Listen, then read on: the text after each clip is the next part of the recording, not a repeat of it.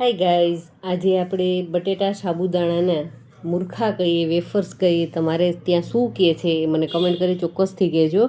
તો આપણે એ તૈયાર કરીશું. તો એમના માટે થઈ મેં 500 ગ્રામ મીડિયમ સાઇઝના જે સાબુદાણા આવે છે એ સાબુદાણા લીધા છે. અને પહેલાં તો આપણે સાબુદાણાને એકદમ સારી રીતે ધોઈ લેવાના છે. જો એમની અંદર વધારાનું જે સ્ટાર્ચ, જે આપને ખબર જ છે કે આ રીતે ધોઈએ તો ઉપર પાણી છે એ હળવું એવું સફેદ થઈ જતું હોય છે, તો આપણે એ દૂર કરી દેવાનું છે. તો એમને 2 થી 3 પાણીથી એકદમ સારી રીતે સાફ કરી લઈશું. તો અત્યારે આપણા સાબુદાણા છે એ સરસ ધોવાઈ ગયા છે. હવે પલાળવાની વાત છે. તો પલાળતી વખતે એક જ વાત ધ્યાનમાં રાખવાની છે, આપણે વધારે પાણી નથી નાખવાનું.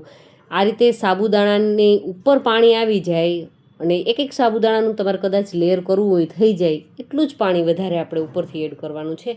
વધારે પાણી એડ નથી કરવાનું. ઢાંકી અને ઓવરનાઇટ અથવા તો 7 થી 8 કલાક માટે પલળવા દેશો. એટલે સાબુદાણા છે એકદમ સરસ ફૂલી સાઇઝમાં ડબલ થઈ જશે અને હાથ અડાડતા એકદમ સોફ્ટ થઈ જશે. તમે આ રીતે એમને પ્રેસ કરશો તો સરસ એવો એમનો પાવડર થઈ જાય એટલે સમજી લેવાનું કે આપણા સાબુદાણા છે સરસ એવા પલળી ગયા છે. અને આપણે આમાં સાબુદાણા ઉકાળવાના પણ નથી. તો આપણે શું કરીશું? તો આપણે શું કરવાનું છે, માત્ર સાબુદાણાને એક તપેલાની અંદર પહેલાં તો ટ્રાન્સફર કરી લેશું, કારણ કે આપણું આ વાસણ છે એ થોડું નાનું છે. હું તમને સાબુદાણા બતાવું ને કે આપણે પલાળેલા સાબુદાણા છે ને બિલકુલ કોરા છે. તમે જુઓ, તળિયેથી બિલકુલ પાણી નથી, સાબુદાણા એકબીજાની સાથે ચોંટ્યા નથી, એક દાણો સરસ છૂટો છે. તો આ સાબુદાણા પલાળવાની ટ્રીક છે, ખાસ યાદ રાખવાની છે. હવે સાબુદાણા આપણે ઉકાળવાના નથી તો શું કરીશું? તો મેં અત્યારે 1 લીટર જેટલું પાણી લીધું છે, એકદમ સારી રીતે ઉકળવા દીધું છે. પાણી ઉકળી જાય એટલે સીધું જ એમને આપણે સાબુદાણા ઉપર રાખી દઈશું. સાબુદાણાને ઢાંકી અને ગેસ પર મેં ચડાવ્યા છે.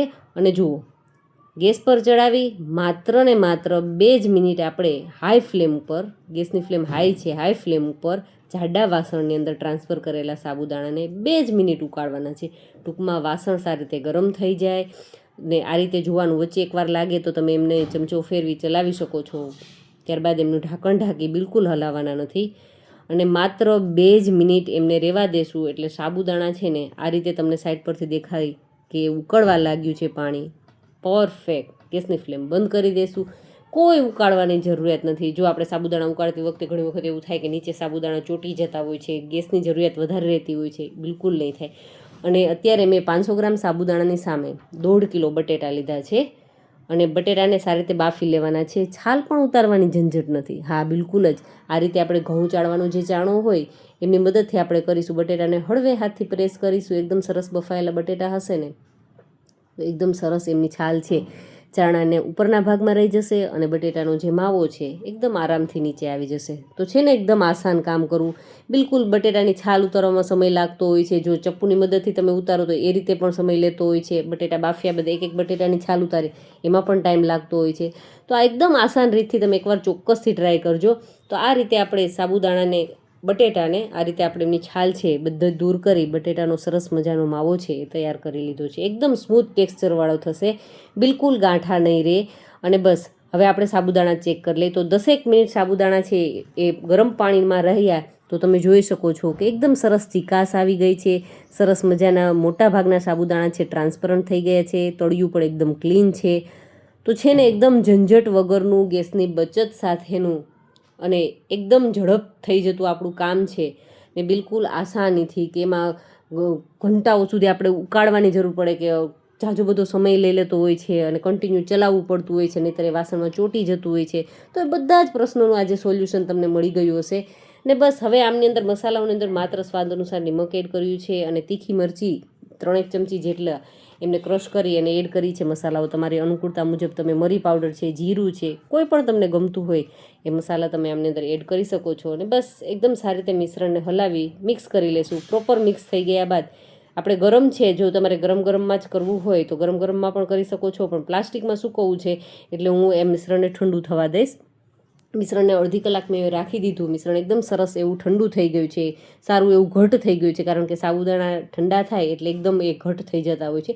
પણ આપણે એમને પાઇપિંગ બેગની અંદર કરીશું એટલે એકદમ આસાનીથી આપણું કામ છે એ થઈ જશે. તમારી પાસે આ રીતની બેગ ન હોય તો તમે બિલકુલથી નિમકની થેલી છે, દૂધની થેલી છે, ટૂંકમાં કોઈ પણ જાડા જે પ્લાસ્ટિકવાળી બેગ છે તમે ઉપયોગમાં લઈ શકો છો. અથવા તો જે સેવ ગાંઠિયા પાડવાનો સંચો હોય છે, એમાં જે ચકરી આપણે કરતા હોઈએ છીએ એ ચકરીની પણ તમે મદદ લઈ અને આ રીતે કરી શકો છો. તો આ રીતે બસ એમની લાંબી લાંબી સ્ટ્રીક્સ કરો કે તમને ગોળ ચકરી ગમતી હોય તો એ રીતે ચકરીનો શેપ આપી શકો છો. કોઈ પણ શેપ આપી અને આમના નાના નાના તમારે બિંદુ બિંદુ મૂકવા હોય ને, નાના નાના ડોટ ડોટ કરી અને એ રીતે કરવા હોય તો પણ આસાનીથી એ કરી શકો છો. અને બસ એમને સૂકવવાના છે માત્ર 1 થી 2 દિવસ માટે. ટૂંકમાં એ સરસ મજાના ક્રિસ્પ ન થાય ત્યાં સુધી આપણે એમને સૂકવી લેશું. તો એકદમ ઝટપટ આપણું કામ છે એ પાઇપિંગ બેગની અંદર ભરીશું એટલે બસ તમે 15 થી 20 મિનિટની અંદર તો આસાનીથી ઢગલો એક આ રીતના કુરકુરે છે તૈયાર કરી શકશો. તો આપણે પાસે સાબુદાણા બટેટાની સરસ મજાની સ્ટિક્સ છે એ બની અને સુકાઈ અને સરસ રેડી થઈ ગઈ છે અને એકદમ ક્રિસ્પી થઈ ગઈ છે. તમે એમનો અવાજ સાંભળી શકો છો. એમના ટુકડા કરીને બતાવું તો છે ને એકદમ સરસ સુકાઈ ગઈ. સુકાઈ ગયા બાદ બસ તેલને ગરમ કરો અને ગમે ત્યારે વ્રત ઉપવાસ હોય તો એમાં પણ ખાવો અને બાળકોને લંચ બોક્સમાં આપો.